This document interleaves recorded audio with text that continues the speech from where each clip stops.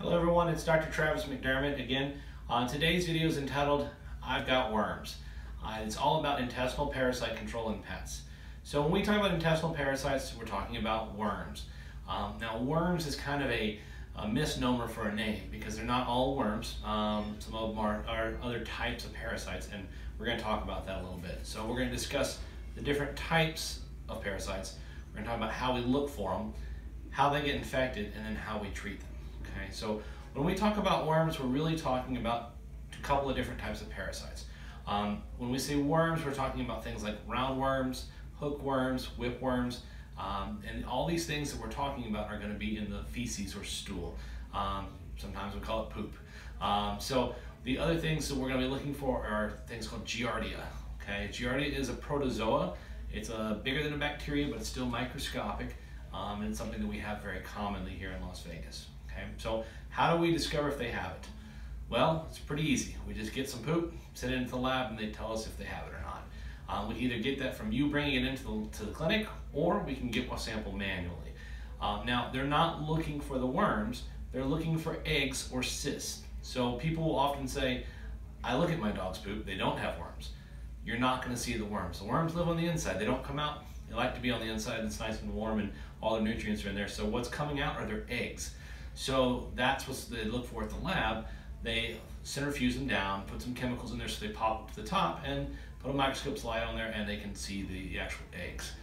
So the next question is, how are they transmitted? So most of these things are transmitted in the environment. So if your dog goes to the dog park, it's the most common way that people think about it is, you know, there's a dog that went to the bathroom there, the soil's infected, and they pick it up that way. They don't usually actually pick it up from the fresh feces, they pick it up from the environment. So you can go there and it can be completely normal and not see any stool there, but they can still get sick from it, okay? Other areas that they're in crowded situations, that would be like boarding, grooming, things like that, put them at high risk. Now, some people tell me, my dog doesn't go to the dog park, I don't need to get this done. Well, things can be tracked into your house. You can track them in. Your dog probably goes outside to go to the bathroom. They can pick it up there. Some of these eggs can survive in the environment for months to years. So they could have been there from something else. They can also be spread by the wild population here, especially the rabbits. Now, another mode of transmission is puppies. Puppies get it from mom. So if mom has them, they're gonna get them in the milk. So we are very adamant about recommending fecal tests in puppies because it's very common for them to have it. Those are the major modes of transportation. They can get it from eating animals that have worms also, but that is the most common ways that we get it transmitted. So then the next question is, why do I need to get this done? Okay, first of all, worms are gross. They're disgusting. We don't want those in our house. And I'm gonna let you guys in on a little secret. If you don't already know, right before your dog came over to you and gave you a big kiss and welcomed you into the house, they might have been licking on their behind.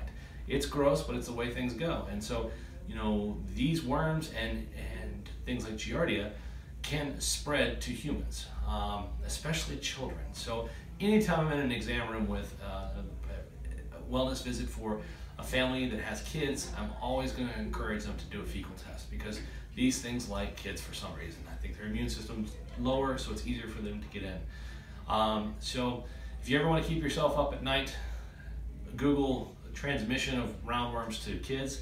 It's some scary stuff. There's something in particular called ocular larval migrans, where the worms infect them, they migrate to the eye, which sounds absolutely nightmarish to me. And the scarier thing is that while it's completely treatable, when an ophthalmologist looks at it and sees the lesion, it looks exactly like a type of childhood cancer. So what do? They take the eye out, which was completely treatable with parasite prevention. So, you know, I don't even want to go in that realm. So I recommend everybody do fecal tests, but especially with kids. So how often do I need to do them? I recommend them once a year if your dog has not had a common exposure to other animals. So they just stay in the house, they go outside to the bathroom, they come back in. If they have any exposure to other dogs, any bit whatsoever, even if they go to Petco and walk around, I recommend it every 6 months. If you're boarding in our facility, you're required to get it every 6 months. I want to be able to look you in the face and tell you that your dog is not going to be sitting right next to a dog or in a kennel right next to a dog that has worms. So we're going to check every animal that comes in. That's the rules. And that's how important we think it is. How often does it happen? Actually very common in Las Vegas. So we see about 1 in every 10 samples that we submit to the lab comes back positive for parasites. A lot of other places in the country, dogs are on heartworm prevention. There's not a lot of heartworms here, so we don't have a lot of dogs that are on heartworm prevention. Well, the benefit to heartworm prevention, one of them is that it also kills intestinal parasites like worms. So majority of the dogs here are not on any kind of preventative. So I think that makes the infection rate higher than it is in other areas. How do we treat them? So all of these things are very treatable. We just have to know what they are first and do that fecal test first. So with Giardia, there's a couple of different treatment options. One is a drug called Panicure that sprinkles onto the food as a powder or is given as a liquid. And so it's done for about 5 days, and then between 3 and 5 days, and then it should clear it up. Now sometimes they will reinfect themselves, so we have some techniques to try to avoid that, but sometimes we have to give them multiple treatments.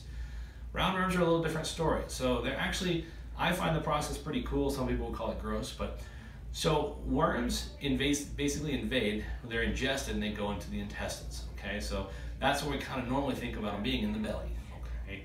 Once they set up shop, then they send out some guys, they go into the tissue and become sleeper cells. So when we treat them with medication and kill the worms in the intestines, that knocks all those guys out. Then it wakes up the ones that are in the tissue and they come back around. And so the whole process starts over again.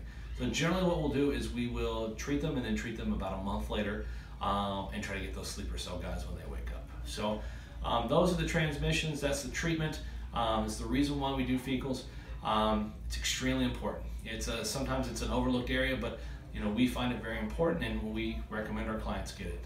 If you have any questions, let us know. We're happy to answer whatever we can when you come in for your visit. It's an important part of being involved with your pet.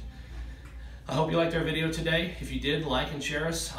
And then if we're also on YouTube, hit the subscribe button and subscribe to our channel, and you'll see more videos like this. You guys have a great day. Talk to you soon.